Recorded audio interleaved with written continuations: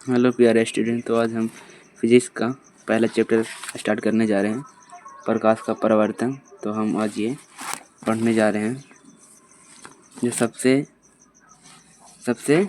पहला चैप्टर है और एग्ज़ाम में सबसे ज़्यादा इसे पूछा जाता है सवाल। तो आज इसको पढ़ने जा रहे हैं, प्रकाश का परावर्तन। तो प्रकाश से संबंधित कुछ मुख्य तथ्य जिनकी जानकारी आपको पिछले वर्गों में हो चुकी है, मतलब 9वीं कक्षा में आपको जानकारी इसके बारे में हो चुकी है।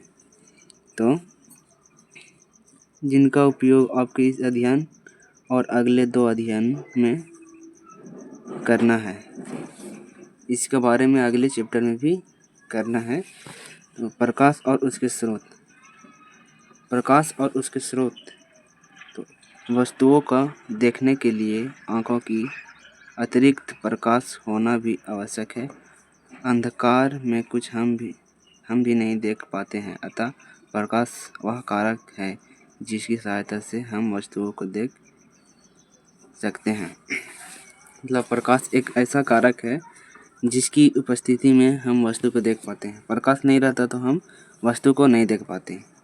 तो प्रकाश वह कारक है जिसकी सहायता से हम वस्तुओं को देख सकते हैं। बिना प्रकाश से हम वस्तु को कैसे देख सकते हैं? बिना प्रकाश से हम किसी भी वस्तु या इंसान या जानवर या कोई वस्तु रहे कुछ भी नहीं देख सकता, अंधेरा हो जाएगा बिना प्रकाश का। तो एक यहाँ से क्वेश्चन बनेगा कि प्रकाश क्या है, तो ये एक आंसर हो जाएगा, प्रकाश वह कारक है जिसकी सहायता से हम वस्तुओं को देख सकते हैं। वास्तव में जब प्रकाश टकरा कर हमारी आँखों तक पहुँचती है तब हम वस्तु को देख पाते हैं। मतलब जब प्रकाश वस्तु से टकरा कर हमारे आँखों तक लौट कर आती है तब हम वस्तु को देख पाते हैं। जिस वस्तु से प्रकाश निकलता है उसे प्रकाश स्रोत कहते हैं। जैसे जिससे प्रकाश निकलेगा उसे प्रकाश स्रोत कहेंगे। जैसे में एक सूर्य हो गया, उससे प्रकाश निकलता है तो वो प्रकाश स्रोत हो गया। तो जो चीज़ प्रकाश उत्पन्न करता है उसे प्रकाश स्रोत कहते हैं। प्रकाश स्रोत कुछ प्राकृतिक होता है और कुछ मानव निर्मित होता है। जैसे में हम लोग बल्ब बनाते हैं तो वो भी प्रकाश स्रोत है, पर वो मानव निर्मित है। और प्रकृति में हो गया सूर्य हो गया, चांद नहीं हो सकता क्योंकि चांद तो चमकता है सूर्य की टकरा के। अब इसे भी देख लेते हैं। प्रकाश जितने भी स्रोत हैं उनमें से अन्य प्रकाश की विभिन्न ऊर्जाओं को प्रकाश में बदला जाता है। प्रकाश जितने भी स्रोत हैं उनमें अन्य प्रकाश की विभिन्न ऊर्जाओं को प्रकाश में बदला जाता है। जैसे में लालटेन, जैसे प्रकाश स्रोत को विभिन्न ऊर्जाओं में बदला जाता है। जैसे में हो गया लालटेन, लैंप आदि। लालटेन हो गया, लैंप हो गया और आदि। तेल में संचित रासायनिक ऊर्जा को प्रकाश में बदला जाता है। इस प्रकार बिजली के बल्ब और टॉर्च विद्युत ऊर्जा को प्रकाश में परिवर्तन किया जाता है। इस प्रकार हम पाते हैं कि ऊर्जा विभिन्न रूपों से प्रकाश की प्राप्ति होती है। प्रकाश एक प्रकार की ऊर्जा है। ये ऑब्जेक्टिव आएगा कि प्रकाश क्या है, तो प्रकाश एक प्रकार की ऊर्जा है। और यहाँ ये प्रदीप और अप्रदीप, प्रदीप और अप्रदीप हम समझेंगे। तो प्रदीप किसे कहते हैं, अप्रदीप किसे कहते हैं उसे हम समझने वाले हैं। तो प्रदीप उसे कहते हैं, पहले इसको पूरा पढ़ के आपको सुना देते हैं, उसके बाद बतलाएंगे। कुछ वस्तुएं प्रकाश उत्सर्जित करती है, जिसे सूर्य, बिजली का जलता बल्ब, जलती मोमबत्ती आदि वे वस्तुएं जो प्रकाश उत्सर्जित करती है प्रदीप या अप्रदीप वस्तुएं कहलाती है। कुछ वस्तुएं प्रकाश उत्सर्जित नहीं करती है, जिसे टेबल, कुर्सी, पुस्तक, पौधे वस्तुएं जो स्वयं कोई प्रकाश उत्सर्जित नहीं करती है वस्तुएं अप्रदीप वस्तुएं कहलाती है। जैसे में सूर्य सूर्य अपना बिजली सूर्य प्रकाश उत्सर्जित करता है तो वो प्रदीप वस्तु ही कहलाएगा। जो भी जिससे भी स्वयं जिससे भी ऊर्जा निकलता है, जिससे भी प्रकाश निकलता है वो प्रदीप कहलाएगा। जिससे भी प्रकाश नहीं निकलता है उसे अप्रदीप कहते हैं। जैसे में यहाँ दिए गए सूर्य, बिजली, जलता हुआ बल्ब, इस सब से रोशनी निकलता है। और प्रदीप में जैसे टेबल, कुर्सी और आदि जिस वस्तु से प्रकाश नहीं निकलता है उसे अप्रदीप कहते हैं। जब यहाँ देखते हैं, जब किसी प्रदीप वस्तु से निकलता प्रकाश किसी अप्रदीप वस्तु से टकराकर हमारी आंखों तक पहुँचती है, तब हम उस अप्रदीप वस्तु को देख पाते हैं। जैसे में कोई प्रकाश जब किसी अप्रदीप मतलब निर्जीव वस्तुओं पर पड़ता है, अप्रदीप जिससे प्रकाश नहीं निकलता है उस पर पड़ता है और उससे टकराकर हमारी आंखों तक पहुंचता है, तब हम वस्तु को देख पाते हैं, वरना हम नहीं देख पाएंगे। उदाहरण के लिए चंद्रमा का अपना प्रकाश नहीं है, वह अप्रदीप है। जैसे चंद्रमा हमें दिखाई देता है, उसके पास खुद का रोशनी नहीं है, वो सूर्य के सहायता से चमकता है, इसलिए हमें वो दिखता है। सूर्य से प्रकाश चंद्रमा पड़ता है और उस प्रकाश से कुछ भाग प्रवर्तित होकर हम तक पहुंचता है, तभी हम चंद्रमा को देख पाते हैं। अतः चांदनी से आता प्रकाश वास्तव में सूर्य का परिवर्तित प्रकाश ही है। जैसे में सूर्य आदि प्रकाश जब सूक्ष्म कण उन पर पड़ने वाले प्रकाश की कुछ ऊर्जा को अवशोषित कर फिर उसे चारों ओर विपरीत करते हैं, इस प्रक्रिया को प्रकीर्णन कहते हैं। तो जैसे पूछा जाएगा कि प्रकीर्णन किसे कहते हैं, तो जब प्रकाश की किरणें जब छोटे छोटे सूक्ष्म कणों पर पड़ते हैं तो उस कणों जो फैलता है,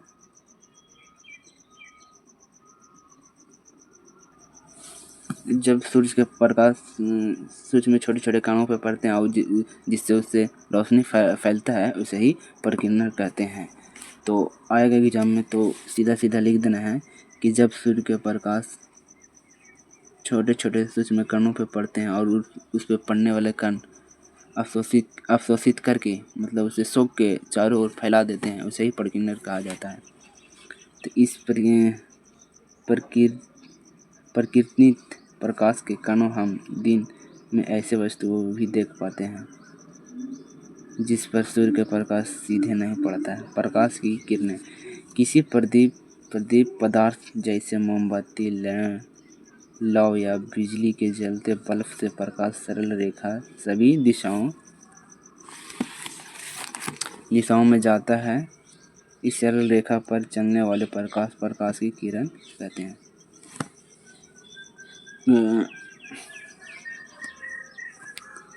देखिए पूछेगा प्रकाश की किरण किसे कहते हैं, तो सीधा लिख देना है एक सरल रेखा पर चलने वाले प्रकाश को प्रकाश की किरण कहते हैं। सीधा सीधी रेखा पर एक सरल जो सीधी रेखा पर चलता है उसे ही प्रकाश का किरण कहते हैं। अब यहाँ आ जाते हैं, अब प्रकाश का किरण पुंज में आ जाते हैं, इसको समझते हैं। तो इसको प्रकाश की किरणों को समूह को प्रकाश का किरण पुंज कहते हैं। जैसे प्रकाश का रुक जाइए एक मिनट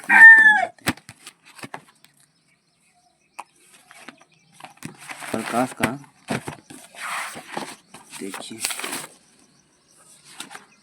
देखिए आपको बताते हैं।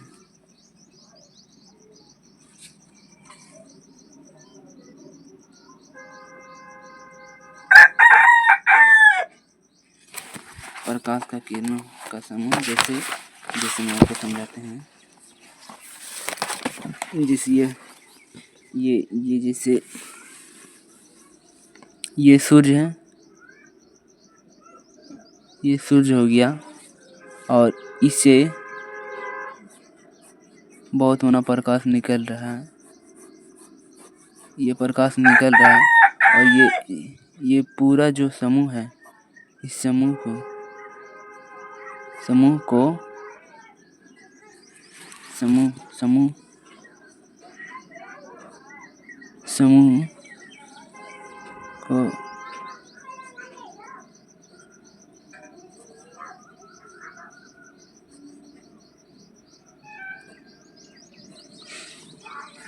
ये इससे जो प्रकाश निकल रहा है, इससे प्रकाश, ये सूर्य है, ये सूर्य है, इससे जो प्रकाश निकल रहा है, ये जो पूरा समूह है, इसको ही किरण पुंज कहते हैं। तो सीधा लिख देना है प्रकाश से निकलने वाले समूह को ही किरण पुंज कहा जाता है, सीधा बात। और ये 3 प्रकार के होते हैं, अभिसारी किरण पुंज, समांतर किरण पुंज, अभिसारी किरण पुंज। तो इसको भी समझ लेते हैं, अभिसारी किरण पुंज किसे कहते हैं। तो अपसारी किरण पुंज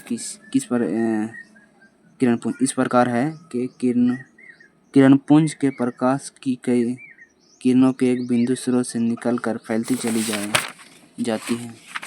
मतलब इसको समझते हैं, आपको चित्र में दिखाते हैं।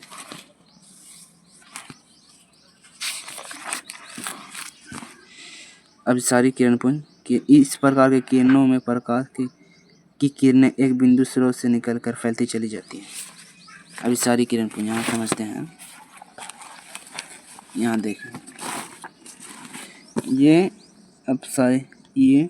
अभिसारी किरण पुंज है, एक बिंदु से निकलकर फैलती चली जा रहा है। जैसे अभिसारी किरण पुंज, जैसे ये एक बिंदु हो गया और इससे प्रकाश निकल रहा है तो फैलती चली जा रहा है, इससे फैलते जाएगा, इससे फैलते जाएगा। टॉर्च देखें, टॉर्च जो प्रकाश को ऐसे फैलाते जाता है, इसे ये ऐसे फैला दिया तो इसे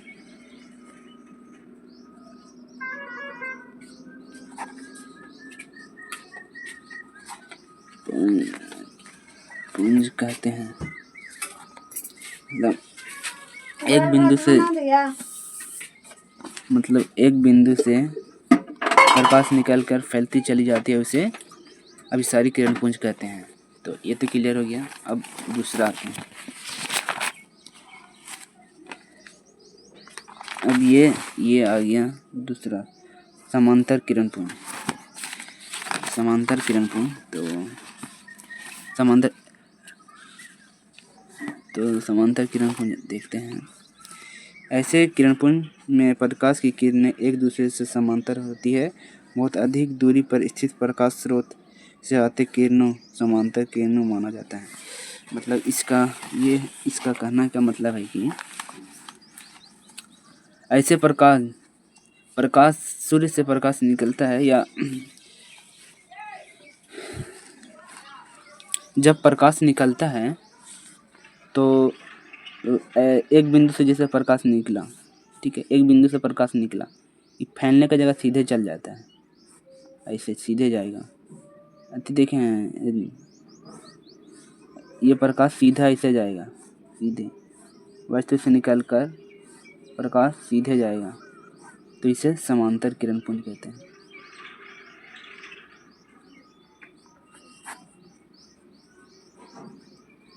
पुंज, ठीक है, समांतर किरण पुंज कहा जाएगा।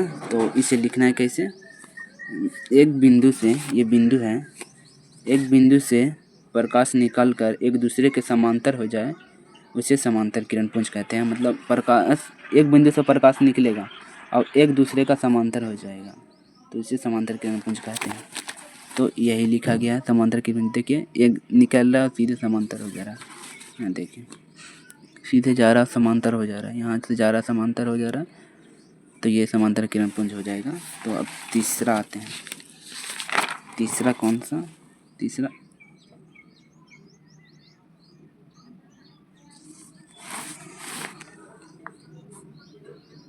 अभिसारी किरण पुंज। अभिसारी किरण पुंज आ जाते हैं।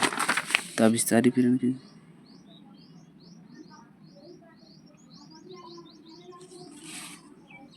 Sorry sorry sorry sorry sorry sorry sorry sorry गलत गलत गलत हो गया, गलत हो गया।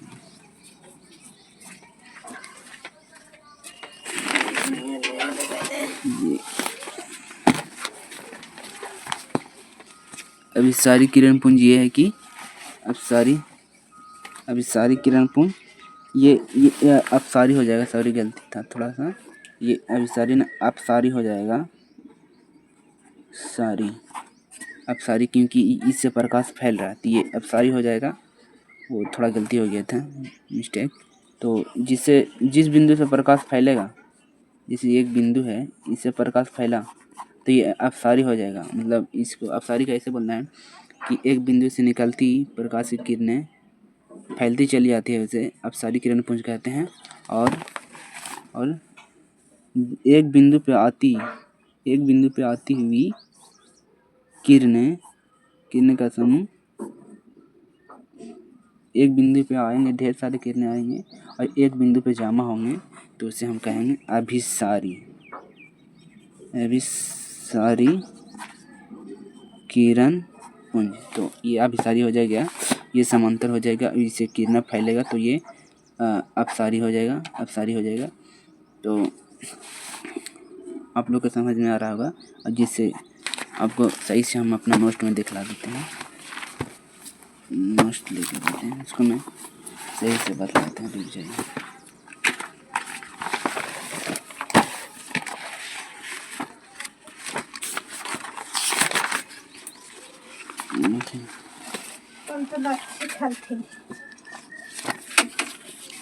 देखिए समांतर वैसे किरण पुंज जिसमें से सभी प्रकाश की आपस में समांतर हो जाए, समांतर किरण पुंज कहते हैं। जैसे में प्रकाश की किरणें समांतर जा रहा है तो ये समांतर किरण पुंज हो जाएगा। ये देखिए वैसा किरण पुंज जिनका सभी किरणें एक बिंदु पर आकर जमा होते हैं, इसे अभिसारी किरण पुंज कहते हैं। मतलब एक बिंदु पर आकर जमा हो रहा है तो ये अभिसारी किरण पुंज हो जाएगा। नीचे अभिसारी किरण पुंज जाएगा, अपसारी किरण पुंज।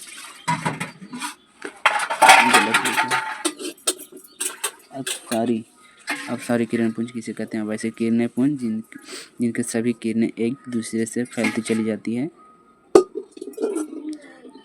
प्रतीत होती है, फैलती जाती है, उसे अपसारी किरण पुंज कहते हैं। मतलब ये एक बिंदु से ऐसे फैलते जाएगा, प्रकाश ऐसे फैलते जाएगा ऐसे, तो ये हो जाएगा अपसारी किरण पुंज। ठीक है, तो अब आगे बढ़ते हैं। ये तीनों तो हो गया, ये तीनों का काम तो हो गया। पारदर्शी, अपारदर्शी और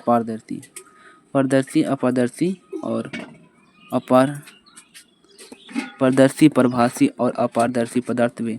अब इसको समझेंगे तो पारदर्शी, पारभासी और अपारदर्शी पदार्थ समझेंगे। तो इसको पढ़ते हैं थोड़ा। वे पदार्थ जिससे होकर आसानी से पार कर जाए पारदर्शी पदार्थ कहते हैं। जैसे समझे, जिससे एक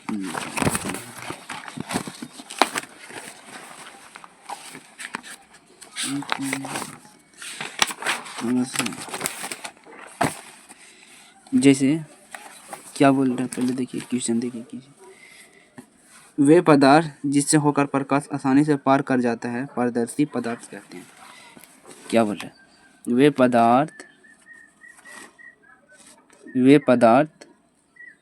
पदार्थ जिससे होकर प्रकाश आसानी से पार कर जाता है पारदर्शी पदार्थ कहते हैं। जैसे में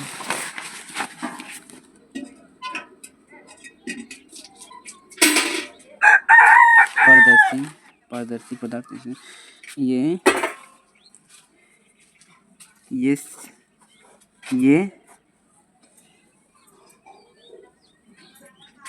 कांच हो गया।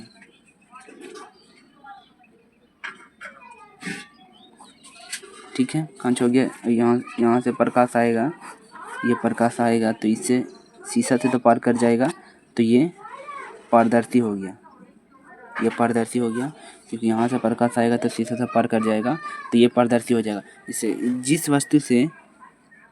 जिस वस्तु से प्रकाश पार कर जाता है उसे पारदर्शी कहते हैं। सिंपल बात हो जाएगा कि जिस वस्तु से प्रकाश आसानी से पार कर जाता है उसे पारदर्शी कहते हैं। जैसे में प्लास्टिक हो गया, प्लास्टिक से भी पार कर जाता है प्रकाश। शीशा हो गया, और आदि जिससे भी प्रकाश पार कर जाता है। क्वेश्चन सीधे लिख देना आंसर कि जिस वस्तु से प्रकाश आसानी से पार कर जाता है उसे पारदर्शी कहते हैं। और दूसरा क्वेश्चन क्या है, अभी कल आते हैं। जैसे में कांच पानी हो गया, पानी से भी प्रकाश पार कर जाता है, पानी के अंदर प्रकाश जाता है तो पानी हो जाएगा भी। पानी हवा से भी प्रकाश पार कर जाता है, हवा हो जाएगा। आदि पदार्थ पारदर्शी हैं वे पदार्थ जो उन पर पड़ने वाले प्रकाश एक छोटे से कण भाग को ही अपने से होकर जाने देते हैं, उसे परभासी कहते हैं। अब परभासी समझते हैं।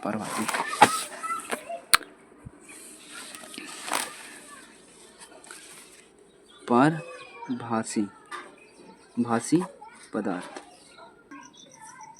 अब हम लोग समझेंगे कि परभासी किसे कहते हैं। तो परभासी पदार्थ यहाँ लिखा हुआ है परभासी। तो परभासी आपको समझाते हैं।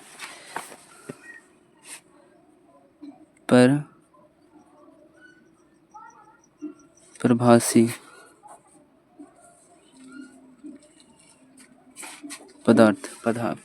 परभासी पदार्थ किसे कहते हैं। तो जिस वस्तु से होकर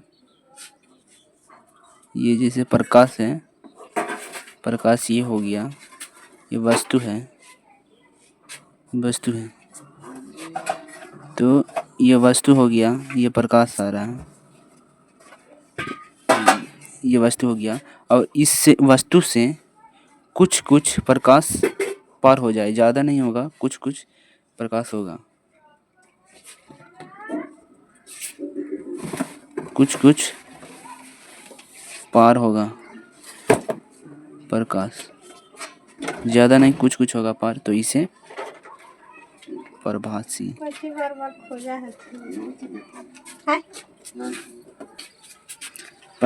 कहते हैं। जिस वस्तु से कुछ प्रकाश पार हो जाएगा तो इसे परभासी कहते हैं। जैसे में हो गया, जैसे कागज में हम थोड़ा तेल लगा देंगे, ये कागज है, ये कागज हो गया, और इसमें हम तेल लगा देंगे कुछ, तो प्रकाश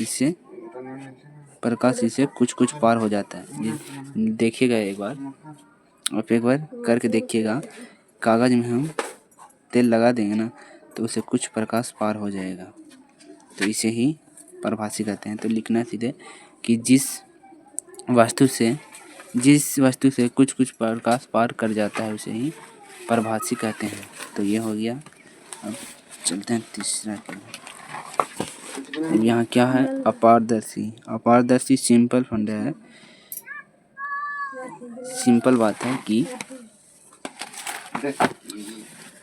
वस्तु रहेगा, वस्तु ये है, इधर सूर्य का प्रकाश आएगा, ये, और ये वस्तु है, ठीक है, वस्तु, इससे प्रकाश आएगा और इससे पार नहीं होगा। इस वस्तु से प्रकाश पार नहीं करेगा, इससे इधर पार नहीं होगा, इधर ही लौट जाएगा, प्रकाश इधर ही चल जाएगा, इसके आर पार नहीं होगा, तो इसे अप्रदीप कहेंगे। तो सिंपल बात है कि जिस वस्तु से सिंपल सी बात है, जिस वस्तु से प्रकाश पार नहीं करेगा उसे ही अप्रदीप वस्तु कहेंगे। तो यहाँ तक तो यहाँ क्लियर हो गया, यहाँ तक ठीक है। अब यहाँ तक तो क्लियर हो गया आज, और ये बचा, ये तो इसे समझ लेते हैं थोड़ा सा,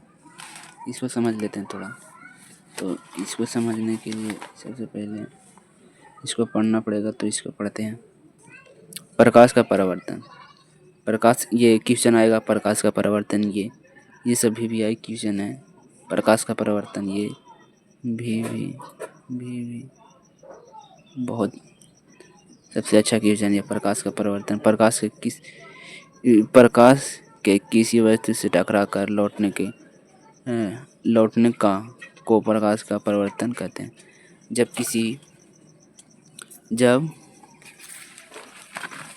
देखिए, ये प्रकाश है, ये वस्तु पे पड़ा और इससे लौट गया, इसको ही प्रकाश का परावर्तन कहते हैं। ऐसे जाएगा वैसे लौटेगा, तो इसे प्रकाश का परावर्तन कहते हैं। तो ये प्रकाश का परावर्तन हो गया। मतलब जब प्रकाश किसी वस्तु से टकरा कर लौट जाता है, तो इसे प्रकाश का परावर्तन कहते हैं। अच्छी तरह से ये बता दिए ना, ये ख़त्म हो गया। ये हटाइए, यहाँ देखो, यहाँ प्रकाश पड़ रहा है और ये लौट रहा है।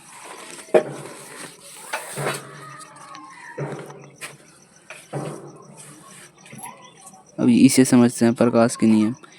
प्रकाश का नियम समझते हैं। तो प्रकाश के नियम 2 है। ये सबसे वीवीआई क्वेश्चन है ये भी। प्रकाश के किरण किसी सतह पर पड़ने वाले जिन नियमों का पालन करते हुए उस सतह से परिवर्तित उन नियमों को परिवर्तन के नियम कहते हैं। प्रकाश की किरणें किसी सतह से पड़कर नियमों, जैसे आपको समझाते हैं कि प्रकाश ये जाएगा, प्रकाश और सतह पे जैसे पड़ेगा, ये शीशा उसा पे, तो अपना नियम के पालन करते हुए वो अपने माध्यम में इसे लौट जाएगा। उसके ही प्रकाश का नियम कहते हैं। ठीक है, इसका नियम 2 होता है।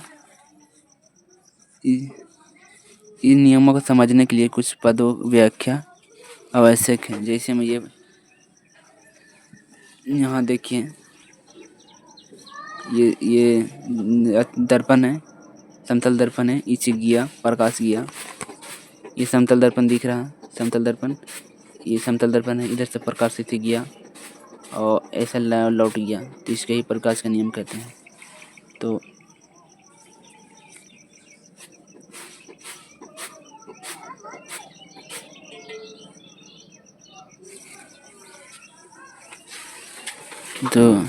इसमें आपतित किरण, किसी सतह पर पड़ने वाली किरणों को आपतित किरण कहते हैं।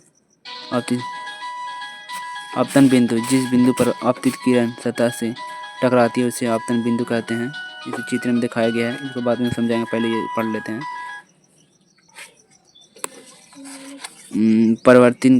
परिवर्तित किरण, जिस माध्यम से चलकर आपतित किरण सतह पर आती है उस माध्यम में लौट गई किरणों को परिवर्तित किरण कहते हैं, जिसे चित्र में दिखाया गया। ये इसको समझाएंगे। और ये हो गया अभिलंब, किसी समतल सतह इसी बिंदु पर खींची हुई लंब, उस बिंदु पर अभिलंब कहते हैं।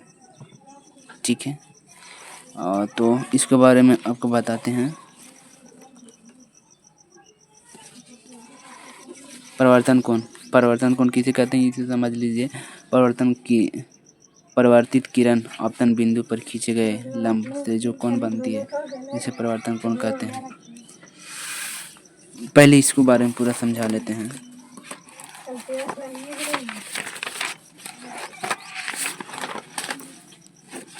एक मिनट,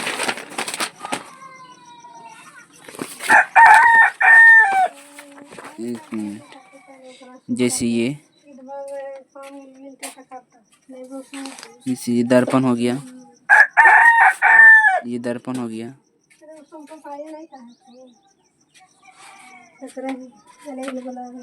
ये दर्पण हो गया। इधर से प्रकाश आएगा, इधर से ऐसे प्रकाश आएगा, फिर इधर से इसे लौटेगा।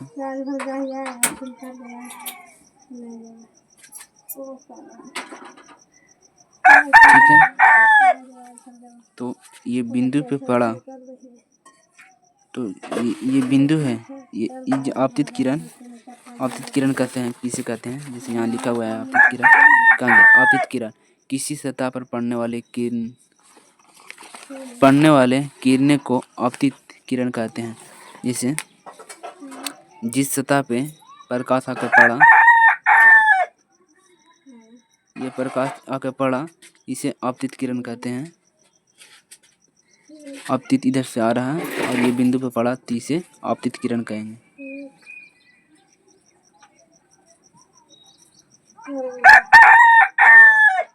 आपतित किरण ये हो गया कंप्लीट। आपतित किरण और आपतन बिंदु किसे कहते हैं? तो जिस सतह पे पड़ा, ये सतह है, ये सतह है, इस बिंदु पे पड़ा तो ये कहला जाएगा, ये कहला जाएगा आपतन बिंदु।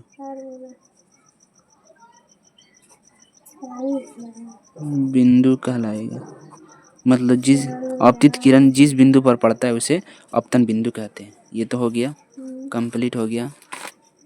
परिवर्तित किरण, आपतित किरण आपतन बिंदु से, आपतित किरण आपतन बिंदु से टकराकर लौट जाने वाली किरण को ही परिवर्तित किरण कहते हैं। तो ये हो गया परावर्तित किरण। ठीक है, ये हो गया परावर्तित किरण। ठीक है, अभिलंब किसे कहते हैं? तो किसी, जैसे आपतित किरण आपतन बिंदु पे जो ये खींचा जाएगा, इसे ही अभिलंब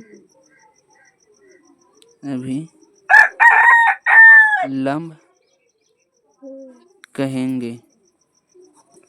तो इस अभिलंब पूछेगा तो सीधे बोलना है आपतित किरण अभिलंब आपतन बिंदु पे खींचे गए लंब को ही अभिलंब कहते हैं।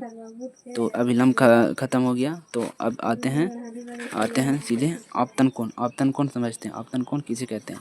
आपतन कोण किसे कहेंगे वो समझते हैं। तो आपतन कोण समझते हैं। तो आपतन, ये जो अभिलंब है ये आपतित किरण है, इससे जो ये कोण बनेगा, ये जो कोण बनेगा इसे कहेंगे हम लोग आपतन कोण। आपतन कोण इसे कहेंगे, ये वाला ये कोण को ही आपतन कोण कहेंगे। और तो इसे बताना है आपतित किरण अभिलंब से जो कोण बनता है उसे आपतन कोण कहते हैं। जैसे ये अभिलंब और आपतित किरण, इसे जो कोण बनेगा उसे आपतन कोण कहेंगे। तो सीधे इसका आंसर लिख देंगे कि आपतित किरण और अभिलंब से जो कोण बनती है उसे ही आपतन कोण कहते हैं। तो ये आपतन कोण तो खत्म हो गया। परिवर्तन कोण किसे कहते हैं? तो सीधा बात, अभिलंब ये हो गया, ये परिवर्तित किरण जा रहा है। ठीक है, परिवर्तित किरण जा रहा है तो इससे जो ये कोण बनेगा तो इसको हम लोग परिवर्तन कोण कह देंगे। तो ये हो जाएगा परिवर्तन कोण। ये वाला जो कोण ये हम लोग बना रहे हैं ये परिवर्तन कोण हो जाएगा। ये हम लोग लिख देंगे परावर्तन कोण। ठीक है, समझ में आ गया? नहीं समझ में आया तो एक बार और वीडियो को रिपीट करके देख लीजिएगा, समझ में आ जाएगा। तो आज तक के वीडियो यहीं तक रहने देते हैं। आप लोग को अच्छा वीडियो लगा तो लाइक सब्सक्राइब जरूर करिएगा। तो इसका कुछ हम आप लोग का आंसर बता देते हैं। इसका आंसर बनेगा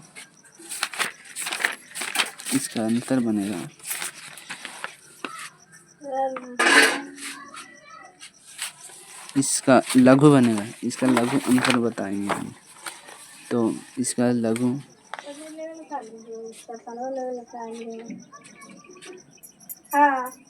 इसका क्वेश्चन ये तो नहीं जो हम बता रहे हैं, इसका क्वेश्चन मेरे पास नोट्स है इसका।